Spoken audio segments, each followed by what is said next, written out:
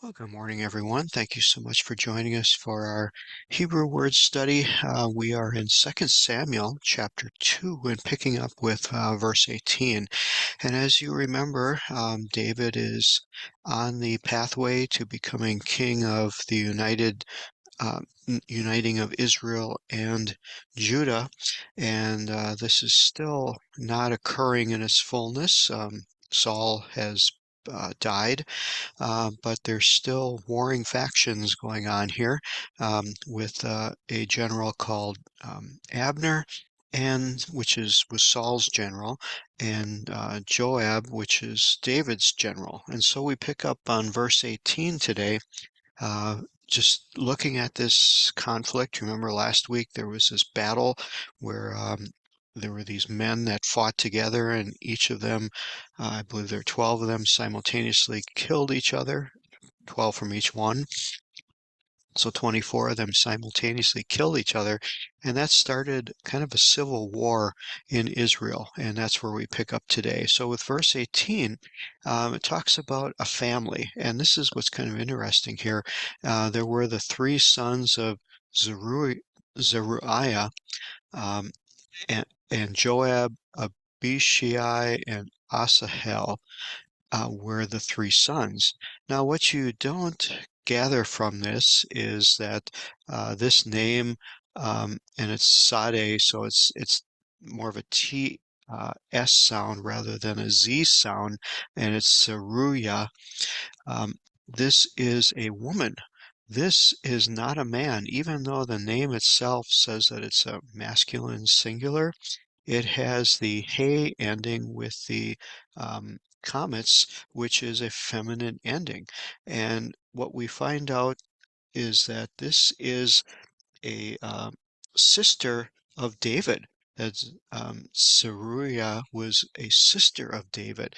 So this is really very interesting here that these three boys who are captains in David's army and actually are his nephews, um, because they are the sons of his sister.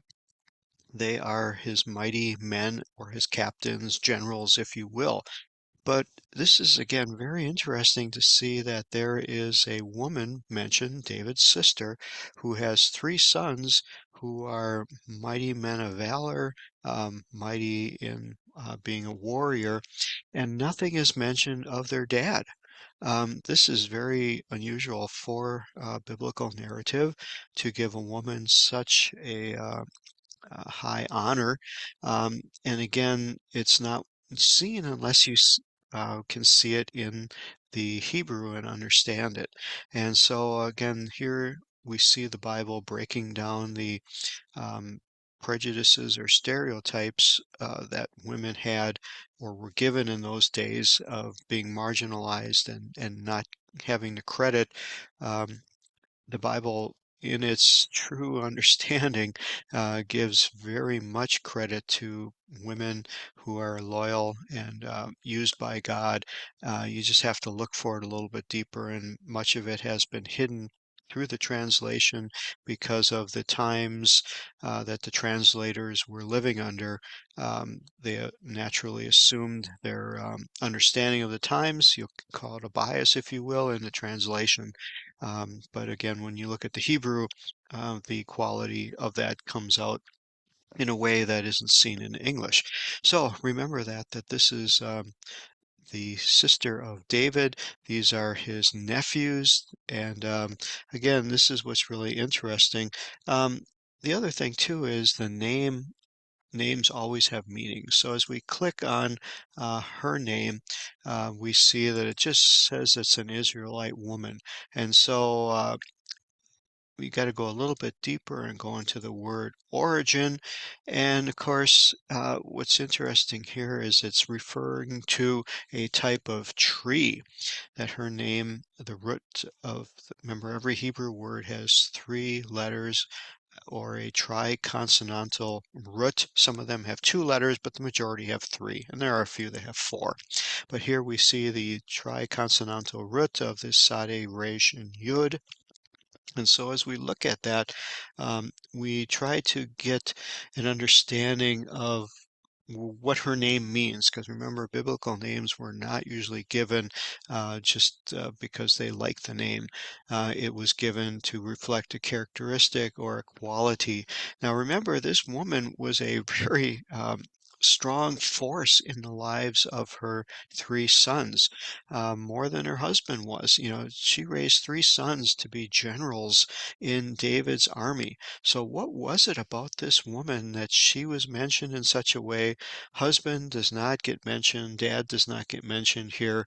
And so, what is maybe her word, the name of the, the word for her name, excuse me, what can that give us? Because here it's a type of balsam tree, but it's related to the word balm. Here you'll notice this word balm is being used. And so the reference is a resin like a tree that becomes the balm. You remember the term balm of Gilead. Well, this was from the essence of that when you obtain this resin from the tree, you cut a notch in the tree. If you think of how rubber is collected, we've seen those pictures where or if you think of maple syrup, you know, where you put a notch in a tree, you put a peg in there, and out oozes this sap or this resin. Well, that's where her name is coming from. And so okay, how do we apply that here as to what this resin is? What is coming out from her? Could it be that she's had a very challenging and tough life, but yet with the marks or the scars that were put upon her, out of that came a strength. Out of that came this resin that was used for healing, that was used for strength, that was a balm. It was a medicinal purpose ointment that allowed good things to take place.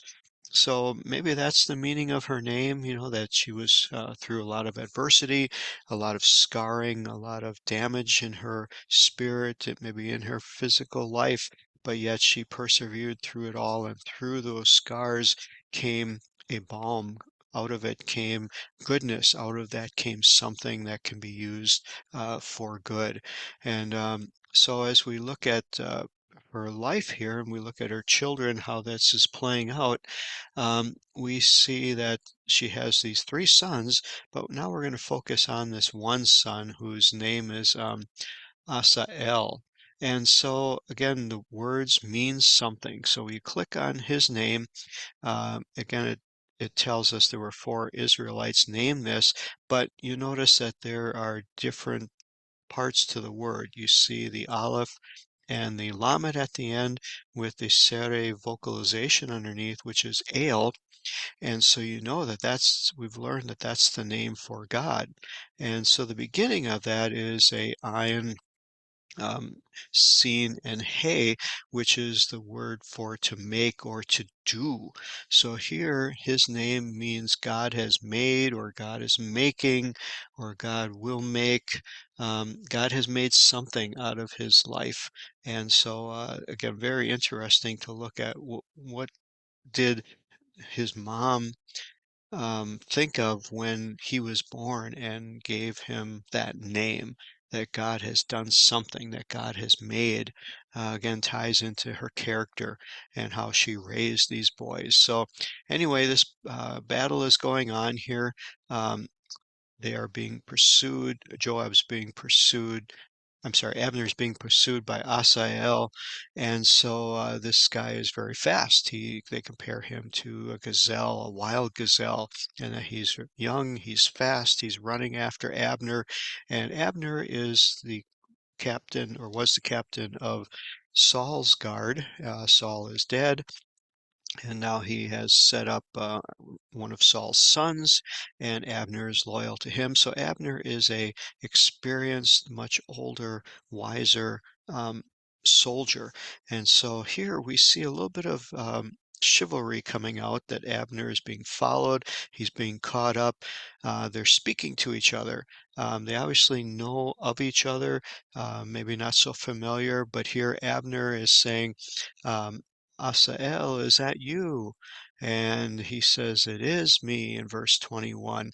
And Abner speaks to him and says, you know, turn aside, don't follow me, go to your right, go to your left, um, don't follow me anymore. Take one of the young men and slay him and take his armor as your prize to show that you are, a soldier. Um, but don't follow me because he's really saying, I'm going to kill you. I'm more experienced than you are.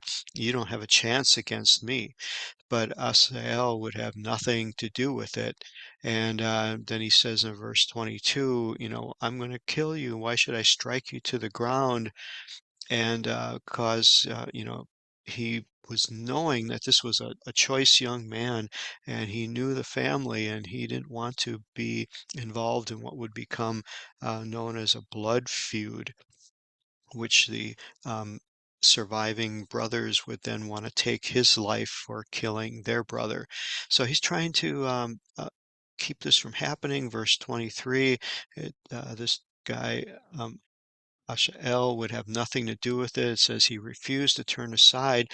And of course, as he gets closer, it says here that Abner was running carrying a spear and took the spear and thrust it backwards into the stomach of Asael, and it came out the backside, and he fell down and he died on that spot. And of course, the others came to him, found him dead. He was so well respected that they stood still in the place that he died. And then his brothers, Joab and Abishai pursued Abner, and the sun was going down. They come to the hill where it looks like they're getting ready to make a last stand. Um, Abner gathered together the Gibeonites, and they locked themselves into the corner, and they were going to fight until the death.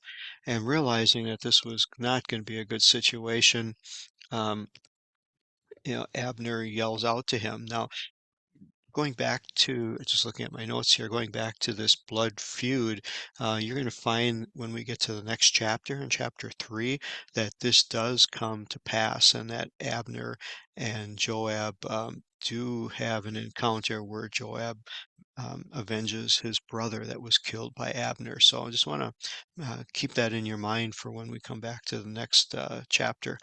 And so Joab calls out to Abner, and Abner says, are we going to fight and all die? Um, and it's just going to be a massacre. We're brothers. Let's not kill each other. And he puts this beautiful speech together. And Joab has a little bit of a heart here and says, well, you're right. God begins to work on him a little bit. He invokes um, God into his conversation. And so they said, let's just stop this nonsense. And so he blew a trumpet, um, giving the let's stop fighting sound. They didn't pursue the people anymore. And Abner didn't fight against Israel, at least at this time. We find that it's not done. The civil war, we'll see, will continue. But then Abner stopped pursuing, Joab stopped pursuing, Abner returned, and when you look at the way God was obviously fighting in this battle for them, in verse 13, it said that in this battle that ensued, David lost 19 servants, 19 soldiers, but Joab lost, you know, 360 of them. So again, a very lopsided battle, very much evident that God was fighting for them and working on their behalf. Verse 32, they took up Asael and buried him, and they put him in the tomb of his father. But again, notice that mother isn't mentioned, father's name is not mentioned here. We might be able to find it in some of the chronicles later on, but again, the emphasis here is on his mother and these boys that she had a strong force and a strong influence upon. So we come to the end of this chapter. Again, very interesting little tidbits that are able to be seen in the Hebrew. And I pray that this is a blessing and an encouragement to you on how beautiful God's Word is that He has left for us. And I was just thrilled to be able to share it with you. So God bless you. Have a great rest of your week and see you next week. Bye bye.